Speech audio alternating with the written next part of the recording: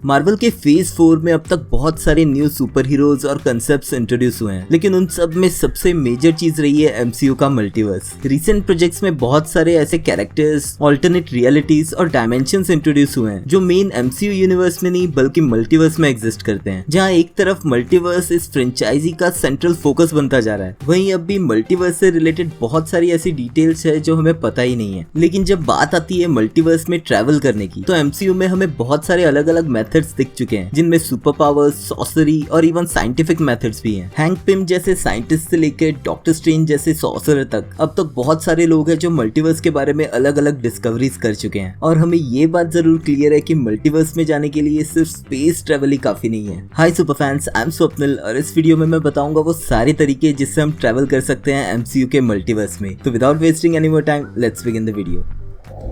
Quantum realm के रूप में एक ऐसी डायमेंशन एग्जिस्ट करती है जो इतनी माइन्यूट है साइज में कि उसे डिटेक्ट करना ऑलमोस्ट इम्पॉसिबल है। अवेंजर्स एंड गेम की टाइम हाइस्ट के दौरान ये रिवील हुआ कि क्वांटम रेल्म को एक ऐसे पाथ के रूप में यूज किया जा सकता है जिससे कि टाइम ट्रेवल हो सके। इसी चीज का यूज करके अवेंजर्स पास्ट में जा पाए इन्फिनिटी स्टोन्स को पाने के लिए। यहीं पर हमें एंशिएंट वन के थ्रू ये पता चला कि इस यूनिवर्स की स्टेबिलिटी को सही रखने के लिए अवेंजर्स को पास्ट की किसी इवेंट को ऑल्टर नहीं करना है। और फिर लोकी सीरीज के थ्रू हमें पता चला कि इन्हीं न्यू ऑल्टरनेट टाइमलाइंस को बनने से रोकने के लिए टीवीए एग्जिस्ट करता है। यानी कि जब अवेंजर्स की गलती से टेसरेक्ट लगा लोकी के हाथ, जिसकी मदद से वो वहां से भाग निकला, तो उसने मल्टीवर्स में क्रिएट कर दी एक और न्यू टाइमलाइन, यानी कि एक अलग यूनिवर्स। लेकिन टीवीए के एग्जिस्ट करने की वजह से वो लोकी के इस वेरिएंट को पकड़ के वापस ले आए और उन्होंने इरेज कर दिया उसका वो ट्रेवल पाथ, जिससे कि वो ऑल्टरनेट यूनिवर्स क्रिएट ही नहीं हो पाया। और इवन दो टाइम ट्रेवल और क्वांटम रेल्म डायरेक्ट मल्टीवर्स से लिंक नहीं करता, लेकिन इसके यूज से पास्ट में जाके अगर कोई भी चेंज किया जाए तो वो कई इन्फिनाइट यूनिवर्सेस क्रिएट कर सकता है। Although thanks to He who Remains, जो टीवीए के थ्रू सेक्रेट टाइमलाइन मेंटेन करके रखे हुए था, जिनके पास फ्यूचर की टेक्नोलॉजी के हाई टेक टूल्स जैसे कि टेम्प पैड्स और टाइम डोर्स थे जो यूज किए जा सकते थे टाइमलाइन में कहीं भी ट्रेवल करने के लिए। और इवन दो ऐसा दिखाया जा रहा था कि टीवीए के एजेंट्स सेक्रेट टाइमलाइन को बहुत वैल्यू करते हैं, लेकिन एक कॉम्प्लिकेटेड तरीके से बहुत सारे वेरिएंट्स तब भी एग्जिस्ट कर रहे थे। फॉर एग्जाम्पल, कैप्टन अमेरिका का टाइम में वापस जाके सभी इन्फिनिटी स्टोन्स को लौटाने के बाद वापस ना आना और पैगी कार्टर के साथ ही सेटल हो जाना एक न्यू यूनिवर्स क्रिएट करता है। इसके अलावा लेडी लोकी सिल्वी और लोकी के बाकी वेरिएंट्स के रूप में एलिगेटर लोकी,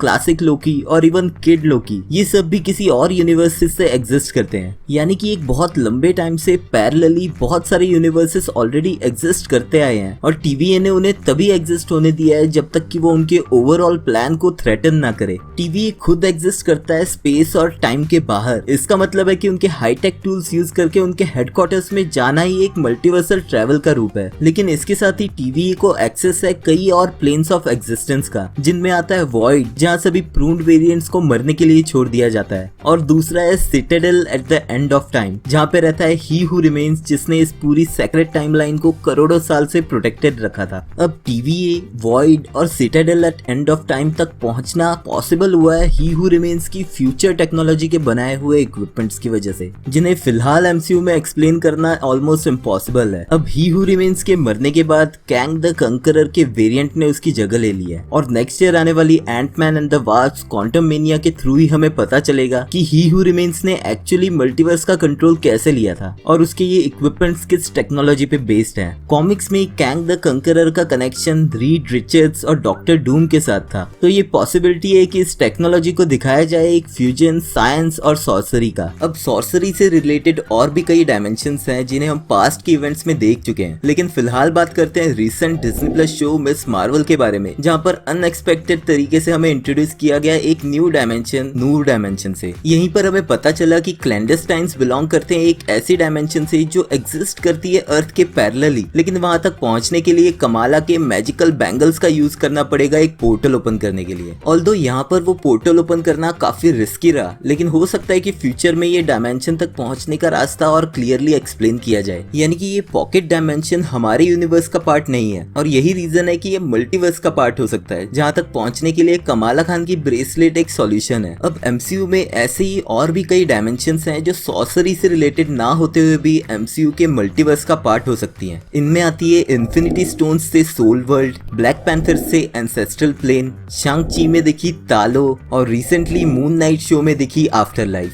अब इन सभी डायमेंशंस में पहुंचने के तरीके अलग अलग हैं। जहां इन्फिनिटी स्टोन्स यूज करने वाले का सोल चला जाता है सोल वर्ल्ड में कुछ देर के लिए, वहीं ब्लैक पैंथर के एंसेस्ट्रल प्लेन में पहुंचने का तरीका है उनके स्पेशल हार्ट शेप्ड हर्ब को पीने से। इसके अलावा डेथ भी सभी पिछले ब्लैक पैंथर्स की स्पिरिट को यहीं पे भेजती है। और ऐसा ही कुछ कंसेप्ट हमें पता चला मून नाइट में भी, जहां डेथ के बाद एक और प्लेन आफ्टर लाइफ एग्जिस्ट करता है। और as an addition to this, recent की थॉर लव एंड थंडर में हमें एक और ऐसी डायमेंशन वल्हला को भी दिखाया गया, जहां वॉर में डेथ के बाद अस्गार्डियन सोल्स जाते हैं। अब ऑफ कोर्स हम ये कह सकते हैं कि सोल वर्ल्ड, ब्लैक पैंथर का एंसेस्ट्रल प्लेन और इवन मून नाइट का आफ्टर लाइफ शायद मल्टीवर्स का पार्ट ना हो, लेकिन शांग-ची में दिखा हुआ मिथिकल लैंड तालो जरूर एक ऐसा डायमेंशन है जो मल्टीवर्स का पार्ट है। और अर्थ के पैरेलल एग्जिस्ट करते हुए इस पॉकेट डायमेंशन तक पहुंचने के लिए एक बहुत ही डिफाइंड पाथ और टाइमिंग मैच करना बहुत जरूरी है। यानी कि इन सभी डायमेंशन तक पहुंचने के और उन्हें एक्सेस करने के बहुत सारे अलग अलग तरीके हैं जो कि उन डायमेंशन के लिए स्पेसिफिकली यूज किए जा सकते हैं। लेकिन इन सबसे अलग मैजिक यानी कि सॉर्सरी एक ऐसा तरीका है जो मल्टीवर्सल ट्रैवल को काफी इजी कर देता है। 2016 की डॉक्टर स्ट्रेंज में एंशिएंट वन ने फर्स्ट टाइम मेंशन किया था मल्टीवर्स को, जहां हमें पता चला कि सॉर्सरर्स दूसरे यूनिवर्स की एनर्जी को अपने यूनिवर्स में पावर्स की तरह यूज कर सकते हैं। और इसी मूवी की क्लाइमैक्स इवेंट्स में विलन कैसिलियस डार्क डायमेंशन की डार्क मैजिक से डोरमामू की मैजिक को एक्सेस कर पाया। इसके अलावा इन्फिनिटी वॉर्स की इवेंट के दौरान डॉक्टर स्ट्रेंज का टाइम स्टोन की मदद से 14,605 फ्यूचर्स देखना भी उसे एक तरह से एक्सेस देता है फ्यूचर में होने वाली इवेंट्स को देखने का, जो शायद मल्टीवर्सेस की भी हो सकती हैं। इसके अलावा स्पाइडरमैन नो वे होम में डॉक्टर स्ट्रेंज का एक ऐसा स्पेल कास्ट करना जिससे कि मल्टीवर्सल इन्वेडर्स एमसीयू के मेन यूनिवर्स में आने लगे, जो हमें बताता है कि ऐसे स्पेल्स भी है जो मल्टीवर्सल पोर्टल्स ओपन कर सकते हैं। ऑल्दो स्पाइडरमैन नो वे होम की इवेंट्स डॉक्टर स्ट्रेंज के स्पेल का मैजिक बिगड़ने की वजह से हुई थी, लेकिन doctor strange in the multiverse of madness में स्कारलेट विच और इवन डॉक्टर स्ट्रेंज मैजिक की मदद से अपने मल्टीवर्सल वेरिएंट्स की बॉडीज को पोजेस करने में सक्सेसफुल हुए। यहीं से ये बात क्लियर होती है कि मैजिक और सॉर्सरी एक ऐसा टूल है जो मल्टीवर्सल ट्रैवल के लिए बहुत इजीली यूज किया जा सकता है। ऑल्दो डार्कहोल्ड बुक के इस मैजिक स्पेल को यूज करने के इफेक्ट्स दोनों ही स्कारलेट विच और डॉक्टर स्ट्रेंज पे बाद में हमें जरूर दिखे, लेकिन उनके कॉन्सिक्वेंसेस शायद एमसीयू के फ्यूचर में ही पता चलेंगे। लेकिन एमसीयू में रिसेंटली एंटर्ड एक और न्यू सुपर हीरो अमेरिका चेवेज की पोर्टल समनिंग पावर्स बनाती है उसे एमसीयू के मल्टीवर्स को ट्रैवल करने का सबसे क्विकेस्ट और इजीएस्ट रास्ता। अब अगेन अमेरिका चेवेज बिलोंग करती है किसी और डायमेंशन से, यानी कि वो सभी यूनिवर्सेस से अलग बिलोंग करती है। और यही रीजन है कि इन बाकी सभी डायमेंशन जिनकी मैंने पहले बात की वो भी शायद मल्टीवर्स में एमसीयू यूनिवर्स से अलग एग्जिस्ट करते हैं। अब इन सभी डायमेंशंस और यूनिवर्सेस से अलग एक और रियलिटी एग्जिस्ट करती है जिसे हमने डिज्नी प्लस के एनिमेटेड सीरीज व्हाट इफ में देखा है। ये है वो रियलिटी जहां एमसीयू के वॉचर्स जैसे कि UA2 एग्जिस्ट करता है, यानी कि नेक्सस ऑफ ऑल रियलिटीज।